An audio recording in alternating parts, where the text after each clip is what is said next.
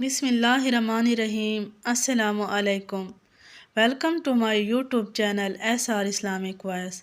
ناظرین، اگر آپ میرے چینل پر نیو ہیں تو میرے چینل کو سبسکرائب، ویڈیو کو لائک اینڈ شیئر کر دیں۔ آج کا میرا ٹاپک ہے حضرت عمر بن خطاب رضی اللہ تعالیٰ عنہ۔ تو ناظرین، یہ اسلام قبول کرنے سے پہلے کی بات ہے۔ حضرت عمر بن خطاب رضی اللہ تعالیٰ عنہ ایک دفعہ تجارتی قافلے کے ساتھ مال لے کر مکہ سے شام گئے۔ قریش کے کئی اور بڑے سردار بھی آپ کے ساتھ تھے۔ قافلہ قریش کے سب سے بڑے شہر دمشق گیا۔ وہاں اپنا مال بیچ کر مکہ واپس روانہ ہوا۔ تھوڑا سا فاصلہ طے کرنے کے بعد حضرت عمر کو یاد آیا کہ انہیں ان کی رشتہ دار خاتون نے ایک سونا دیا تھا، اسے بیچ کر اس کے لیے کچھ کپڑے لیتے ہیں۔ انہوں نے اپنے قافلے سے کہا، فلاں عورت کا کام کرنے واپس میں دمشق جا رہا ہوں، کوشش کروں گا کہ یہ کام جلدی کر کے جلدی واپس آ جاؤں۔ حضرت عمر دمشق واپس گئے تو بازار بند ہو چکے تھے۔ وہ مجبوراً مسافر خانے میں رک گئے۔ تھوڑی دیر بعد وہاں مسافر خانے میں اللہ کا ایک بندہ آیا۔ اس نے حضرت عمر کو جگایا، اپنے ساتھ اپنے گھر لے آیا۔ یہ بات اب واضح نہیں ہے کہ وہ شخص حضرت عمر کو پہلے سے جانتا تھا یا نہیں۔ ان کے والد خطاب سے ان کی واقفیت تھی۔ انہوں نے حضرت عمر کی بڑی خاطر و مدارت کی۔ کھانا کھا کر وہ سو گئے اور ان کا میزبان ساری رات عبادت کرتا رہا۔ صبح کو حضرت عمر بیدار ہوئے تو میزبان نے کہا، اکیلے بازار مت جانا، بازار میں لٹیرے اکثر مسافروں کو لوٹ لیتے ہیں، میرے ساتھ ہی چلنا۔ یہ کہہ کر وہ سو گیا، کیونکہ وہ رات بھر جاگتا رہا تھا۔ آپ نے اسے جگانا مناسب نہیں سمجھا اور اکیلے ہی بازار چلے گئے۔ ابھی بازار کھلا بھی نہیں تھا، وہ بازار کھلنے کا انتظار کرنے لگے۔ کچھ دیر بعد ایک عیسائی پادری اپنے نوکروں کے ساتھ آیا اور حضرت عمر کی طرف اشارہ کر کے اپنے نوکروں کو حضرت عمر کی طرف بھیجا، اس شخص کو پکڑ کر لے آؤ، یہ گرجے کا کام بہت اچھی طرح کرے گا۔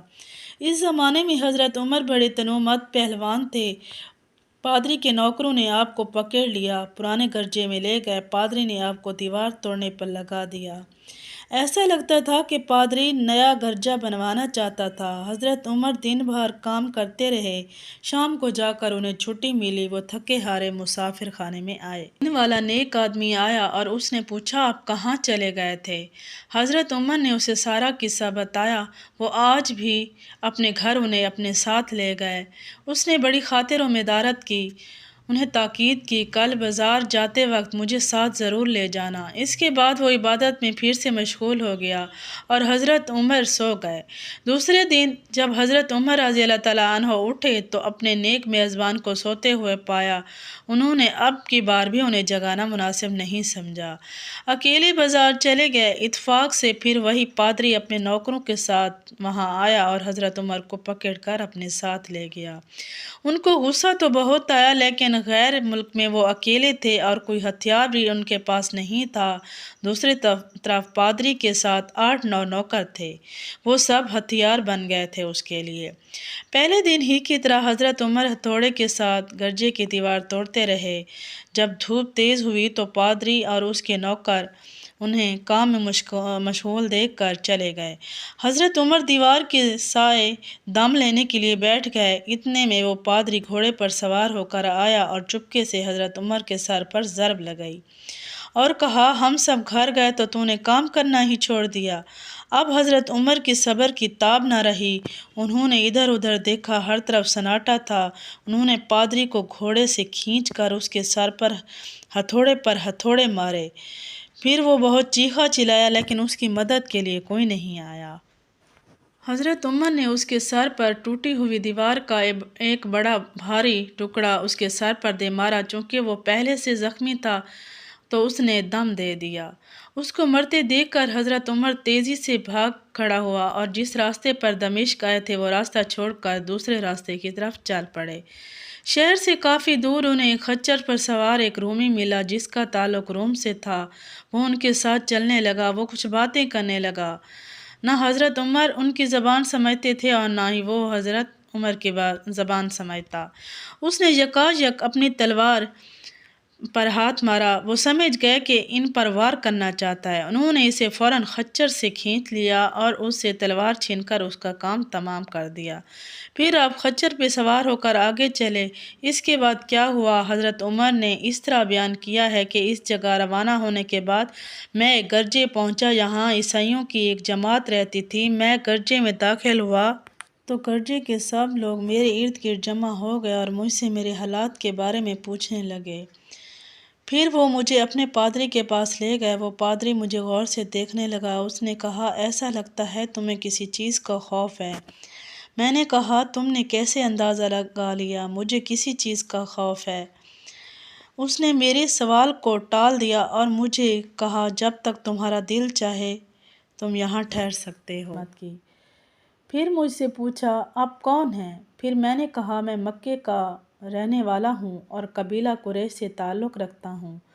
تجارتی قافلے کے ساتھ شام آیا تھا۔ مال بیچنے کے بعد کسی ضروری کام کے عوض مجھے اپنے قافلے سے واپس دمشق جانا پڑا۔ اب میں اپنے وطن جا رہا ہوں اور راستہ بھٹک گیا ہوں۔ پادری مجھے دیکھتا رہا اور بار بار طرح طرح کے سوال کرتا رہا۔ میں نے ان کے ہاں نہایت آرام سے رات بسر کی۔ صبح اس نے پوچھا، آپ کا ارادہ یہاں ٹھہرنے کا ہے یا آگے جانے کا ہے؟ میں نے کہا، اب میں آپ سے رخصت ہونا چاہوں گا۔ یہ سن کر اس پادری نے اپنا ایک شاندار گدھا جو نہایت خوبصورت اور تیز رفتار تھا لے آیا۔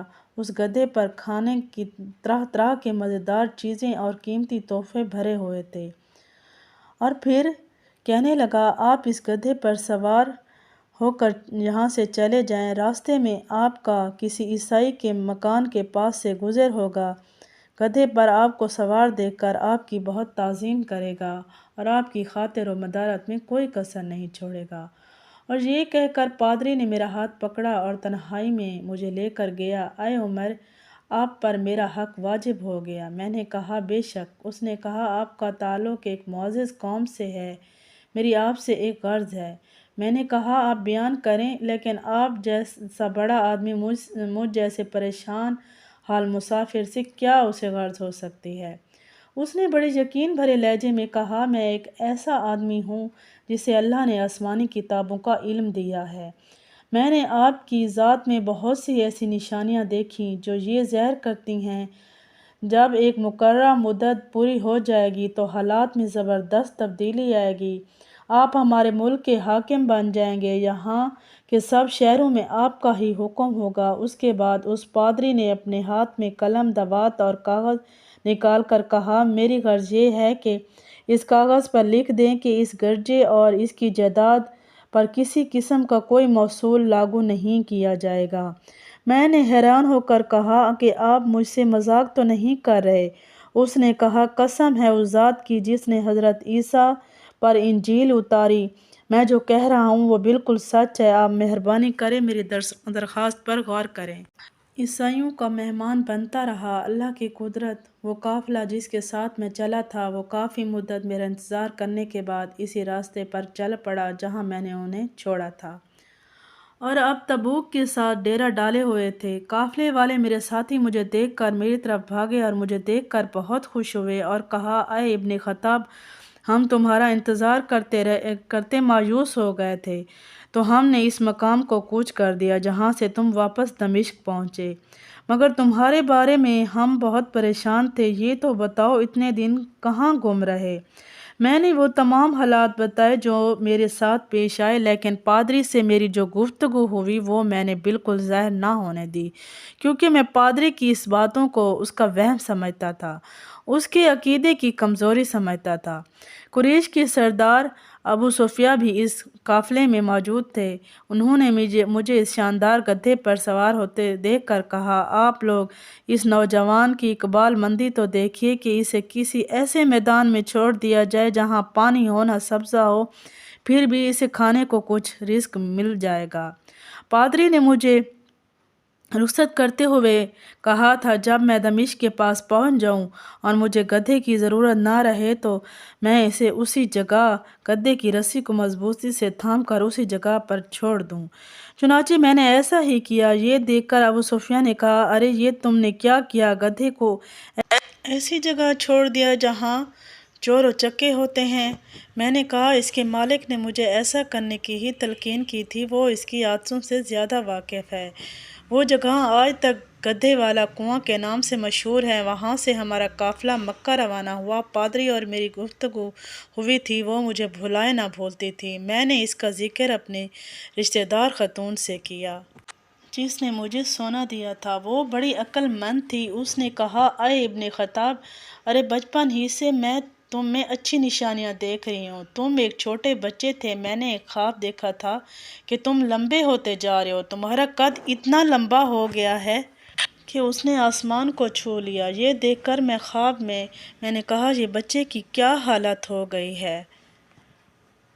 کسی نے کہا یہ دنیا و آخرت میں بھلائی پانے والا بنے گا۔ جاہلیت کے اس زمانے میں اس قسم کی باتوں کا میری سمجھ میں نہیں آتا۔ مکہ میں ایک شخص یہود و نصارہ میں سے تھا، وہ گمنام تھا، آپ لوگ اس سے واقف بھی نہیں تھے، لیکن قریش کے کچھ لوگ اس کو جانتے تھے، بہت عزت کرتے تھے۔ ایک دفعہ میں اس کے پاس گیا اور کہا، میں آپ سے چند باتیں کرنا چاہتا ہوں، آپ ان کو اپنے دل میں راز بنا کر رکھیں گے اور کسی کے سامنے ظاہر نہ کریں گے۔ اس نے ایسا کرنے کا وعدہ کیا اور میں نے بیان کر دیا، اپنے رشتہ دار خاتون کے خواب کا ذکر بھی کیا۔ میں اپنی گفتگو ختم کر چکا تو اس نے کہا، اے ابن خطاب، جس کو تم نے موصول کی معافی کا وعدہ لکھ کر دیا ہے، چونکہ وہ اس زمانے کے عیسائیوں کا سب سے بڑا عالم ہے، جو کچھ اس نے کہا وہ بالکل سچ ہے، وہ جلد ہی سچ تمہارے سامنے آ جائے گا۔ جہاں تک تمہارے رشتہ دار خاتون کے خواب کا تعلق ہے کہ مکے میں ایک بہت بڑا انقلاب آئے گا، زمانہ ایک نئی صورت اختیار کرے گا، اس زمانے کے آسمان و زمین بدل جائیں گے۔ میں وہاں سے گھر چلا آیا اور وہاں سے ہی اس کی ساری باتیں دل میں لیے رہا۔ تھوڑے ہی عرصے بعد قریش میں آپ صلی اللہ علیہ وآلہ وسلم کا ذکر ہونے لگا۔ یہ لوگ اس بات پر چڑھتے تھے کہ حضرت محمد مصطفیٰ صلی اللہ علیہ وآلہ وسلم اپنے آپ کو اللہ کا رسول کہتے ہیں، آپ لوگوں کو بتوں کی پوجا کرنے سے منع کرتے ہیں اور ایک اللہ کو ماننے پر زور دیتے ہیں۔ اور پھر اسی طرح اسلام ظاہر ہونے لگا اور مجھے یقین ہونے لگا حالات اسی طرح رخ کر رہے ہیں جس کا شام کے پادری نے اشارہ کیا تھا۔ نبوت کے 6 سال بعد حضرت عمر بن خطاب نے اسلام قبول کر لیا اور رسول اللہ کے جانصار ساتھی بنے۔ 11 ہجری میں آپ نے اس دنیا میں پردہ فرمایا تو حضرت ابوبکر صدیق مسلمانوں کے پہلے خلیفہ بنے۔ 13 ہجری میں ان کی وفات کے بعد حضرت علی خلیفہ بنے اور کہتے ہیں آپ کی خلافت کے دور میں وہ شخص آپ کے سامنے دوبارہ حاضر ہوا، بالکل اس کے بال برف کی طرح سفید ہو چکے تھے اور وہ بہت بوڑھا ہو چکا تھا۔ اس نے آپ سے کہا کہ آپ نے مجھے پہچانا؟ آپ نے کہا جی جی، آپ وہی عیسائی پادری ہیں؟ تو اس نے کہا جی۔ تو آپ نے اس سے کہا آپ اسلام قبول کر لیں۔ آپ نے اس کا معاہدہ بھی جو آپ نے اس سے کیا تھا وہ بھی آپ نے پورا کیا وعدہ۔ اس کے بعد آپ نے کہا کہ آپ اسلام قبول کرو، اگر میں اسلام قبول کر سکتا ہوں تو تم کیوں نہیں؟ تو اس شخص نے متاثر ہو کر کلمہ پڑھا اور مسلمان ہو گیا۔